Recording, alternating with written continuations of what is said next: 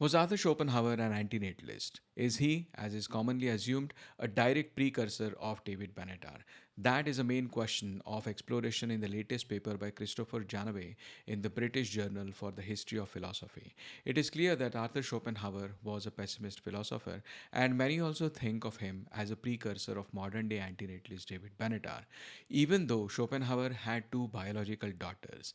Many quotes by Schopenhauer, taken on their own, point to this. For example, in Parerga und Paralipomena, he says, complete non being would be preferable to an existence like ours. The world as a will and representation contains the memorable pronouncements that life is a business that does not cover its costs, and that our condition is so miserable that complete non being would be decidedly preferable. At another place, he says we should be sorry rather than glad about the existence of the world, that its non existence would be preferable to its existence, that it is something that fundamentally should not be. These and many other quotes like these make him sound like a natural precursor to David Benatar and his antinatalism. But there are differences between Schopenhauer and Benatar. For example, Benatar defends antinatalist views in the clear argumentative style of analytic philosophy and shows no interest in metaphysics and the puzzling and rather disconcerting question why the world is as bad as it is. So Benatar just recognizes that coming into existence is a harm. He does not go into finding out why this world is so bad. Schopenhauer, on the other hand, builds a metaphysical framework as an explanation to the suffering in the world. That framework takes some of the ideas from Upanishads and Vedanta. In comparing to the Western religions, which say that life begins at conception, Schopenhauer says Brahmanism and Buddhism will achieve much more by teaching people to think of themselves as the primordial being itself, the Brahman, to which all coming to be and passing away is essentially alien, than with those religions that have people coming from nothing and truly beginning an existence received from others at birth. Brahman here is not the priestly caste, but that being underlying to everything in the universe. That being is called the thing in itself. That thing is not even in space time because space time also applies to what is being experienced. The thing in itself must be conceived as existing timelessly and undivided. So there is this one undivided thing which is there irrespective of time, and individual conscious beings are mere representations of this thing. Of course, I'm simplifying here.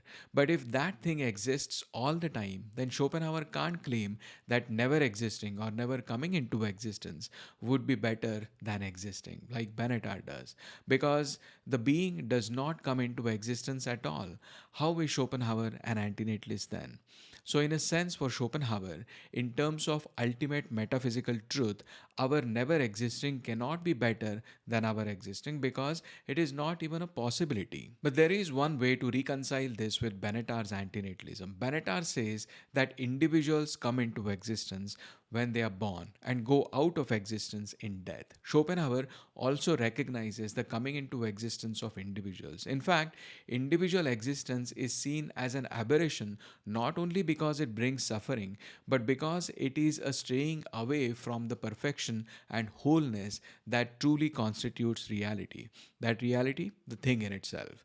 So, even with Schopenhauer's metaphysics, one can still oppose bringing individuals into existence, although for different reasons. But if never existing as a human individual is better than existing, there is no requirement also to hold that there is a general moral duty not to bring human individuals into existence.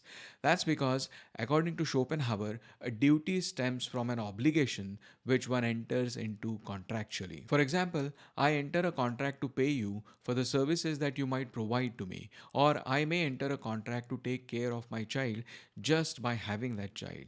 But when I say that I have a duty to refrain from procreation, whom am I doing the contract with? There is no other party with whom I am contractually bound and therefore have a duty towards. So Schopenhauer may agree with the descriptive part of harms of coming into individual existence, but may not necessarily agree with the normative part. But then, what do you make of this quote from Schopenhauer? One should try to imagine that the act of procreation were neither a need nor accompanied by sexual pleasure, but instead a matter of pure rational reflection. Could the human race even continue to exist?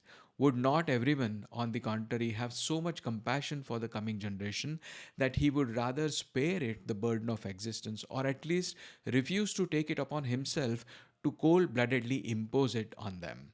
Another translation of the same quote says, would not man rather have so much sympathy with the coming generation as to spare it the burden of existence? This is about how rational being would act. Their actions would be motivated by compassion or sympathy, and therefore they would not impose life on others. So these rational beings don't have a moral duty, but rather have a capacity to decide morally good from morally bad. At least we can say that Schopenhauer thinks of procreation as being morally bad. But if this distinction between morally good and bad stems from compassion or sympathy, then we have the same problem that we had with moral duty. If we refrain from procreation, then with whom exactly are we having compassion towards?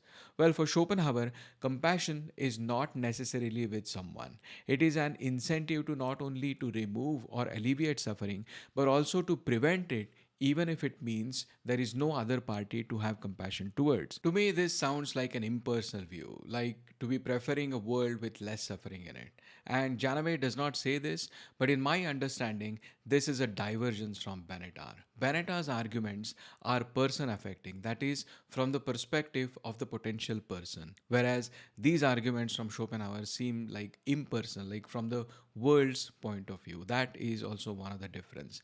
Janaway provides a case where Schopenhauer can even be called an anti-antinatalist. On Schopenhauerian view, someone is doing something wrong if they are affirming their own will to the point of negating the other's will. For example, cannibalism, murder, bodily injury, subjugation, removal of property, and so on. Schopenhauer does not include procreation in this list. He also says that the growing attraction of two lovers is in fact already the life will of the new individual who they can and want to conceive. Well, then, if this couple uses contraception or has abortion, then they are negating potential child's will. So, not procreating in this case becomes a moral wrong. One of the main points of Schopenhauer's metaphysics is the will to live. This will is negative and it keeps us striving all the time.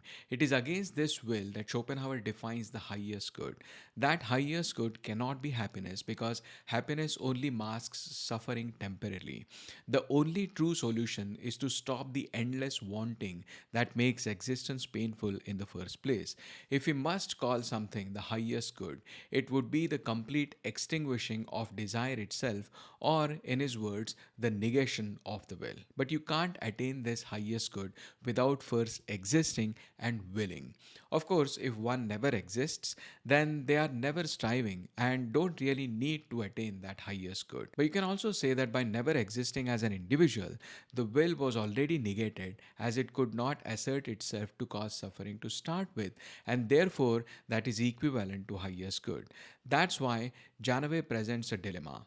On one reading, never existing is overall the highest good, and attainment of willlessness is the second best to never existing. That is merely the highest good possible for those of us unfortunate enough to be existing. On a second reading, attainment of willlessness, which presupposes existence as willing, suffering, and cognizing being, is overall the highest good and therefore a higher good than never existing.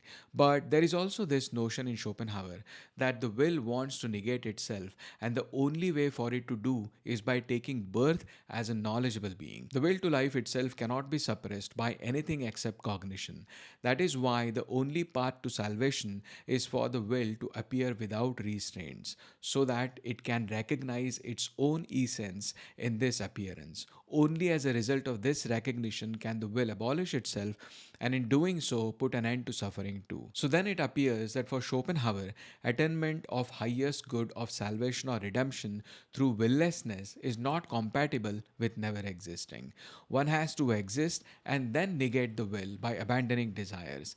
That is more valuable than never existing at all. There are two paradoxes here. If this is the highest good, then we should also have children, for they too could attain the higher value of achieving the state of willlessness.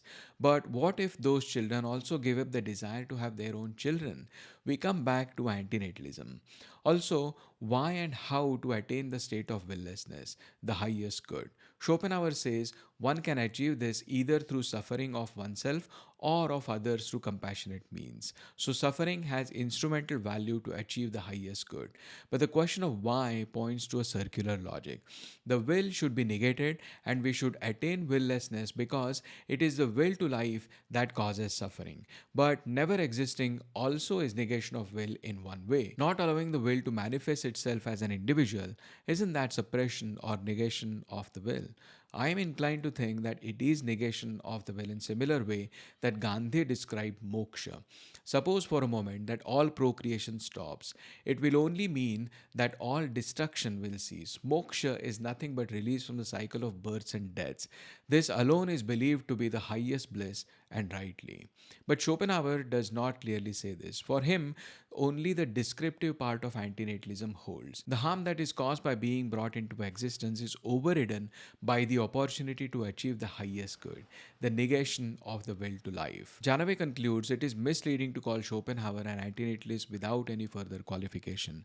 He certainly holds that never existing would have been preferable to existing as a human individual. But he may think that best of all is to come into existence, suffer, and reach redemptive knowledge of that truth. Konrad Sochik has written a paper about human enhancement and antinatalism, philosophy as the art of living between pro-extinctionism and anti-extinctionism. Human enhancement here refers to deliberate use of technology to improve human capabilities. These are usually in the direction of transhumanism. So, what has this to do with antinatalism, and what about art of living? Well, both human enhancement and antinatalism stem from a common ground, the recognition that suffering is bad. But they present almost opposite perspectives in reaction to this recognition. Enhancement sees suffering as a problem to be solved.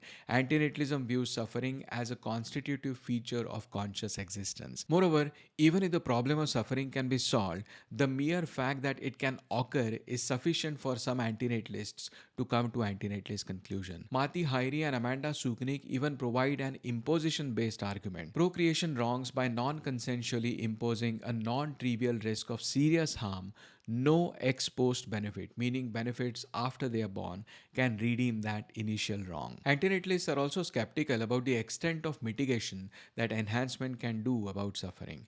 Maybe it can help alleviate significant amount of physical pain or mental torment. But what about injustice, accidents, natural catastrophes, etc.? Their priorities are different. Enhancement presupposes the permissibility of procreation and, on some views, a reason to procreate when one can raise the expected well being of the future persons. But antinatalists question the act of creation of those beings in the first place. If you don't create the being, the question of well being doesn't even arise. Enhancement presumes that human agency can and should be expanded by using technology. Antinatalism recognizes the limitations of such an expansion. Then there are differences in terms of time. Enhancement is future directed, grounded in ideals of progress and improvement, with its normative focus on potential lives and long term outcomes. Antinatalism, by contrast, adopts a persistent stance, emphasizing the ethical significance of actual suffering in existing lives over speculative future benefits. Note the existing lives part. Antinatalists are all for using enhancements to the lives of existing people. It is only the creation of new people for the sake of enhancements is where they draw the line in this regard. What about art of living? Can antinatalism contribute to the art of living? Well, if you're talking about living of those who already exist, then yes, antinatalism offers a principled refusal to reproduce in ethically compromised circumstances. Based on this, antinatalism offers two-point guidance where the stipulation is only at the point of initiating a new life. So, one, withhold the initiation of new lives, and two, for already existing persons, derive the concerns of care and justice from independent ethical norms. But there is a stronger sense in which antinatalism can be viewed as an art of living. One can envision an antinatalist ethic imbued with compassion, grounded in service to those who already exist. The antinatalist model of life is one that remains acutely attuned to the suffering that continually unfolds in the world. Indeed, an antinatalist Antinatalist art of living places strong emphasis on the imperative not to inflict additional harm on anyone. This service to those who already exist is something we saw in practice in the recent antinatalist conference. Conrad concludes with a cautious note leaning towards antinatalism and quoting Häyry and Amanda Suknik. In a world already marked by suffering, perhaps the greatest responsibility is not to improve life at any cost, but to refrain from imposing it unnecessarily. Speaking of Matti Häyry, he has written an article, Flirtations with Human Extinction in 20th-Century Utilitarianism. It's a quick rundown the history lane of utilitarianism and thoughts around human extinction in the last century. And let me warn you, red button is invoked in this. Karl Popper in 1945 declared that the most moral urgent issue is that of suffering and pain. He criticized utilitarians for not focusing on minimizing suffering and instead on maximizing happiness. Roderick Ninian Smart criticized this. He said, if minimizing suffering is the goal, then what about blowing up the whole world? It would be a duty to do it because that will result in elimination of suffering once and for all. It's a benevolent act because it would be done with the intention of minimizing suffering. So he called it the benevolent world exploder. But that would mean killing a lot of people, and Smart described this as wicked. That was the red button experiment first thought out back in 1958. Smart constructed it as a way of criticizing negative utilitarianism. But the answer to this was also written back in 1903 by G.E. Moore. The main point here is taking lives of others without their consent. And there's a word for it which rhymes with girder. I'm going to call it girder. So girder is always wrong, and that's why pressing red button is wrong. Taking someone's life could be wrong for two reasons. One, it could cause suffering to those who love that person, and two, that person will be deprived of future goods. But there are two conditions when, according to Moore, it is not wrong. This would involve leaving no one left behind to suffer from bereavement, and we have to assume that there is no intrinsic value in humanity. If these are not met, then there's a problem. That's why Matti says an attempt to make humankind extinct is wrong if someone survives or if human life is provably good. A little before the time of G.E. Moore, Murray Huth was openly talking about it, and around the same time, Bertrand Russell, the famous mathematician, also gave this some thought. All of this was in the realm of consequentialism, that is, consequences of an action are what matters. Rights-based arguments or duty-based ethics would not entertain red button. Matti gives many other aspects and thoughts about this before coming to his own position on this issue. All through the article, one keeps wondering if the author will press that button, if there is such a button. He says, as a thought experiment, and I cannot stress this enough, as a thought experiment, I just might, heeding to my utilitarian logic in the case of S word, and believing, like I do, that life has no cosmic value.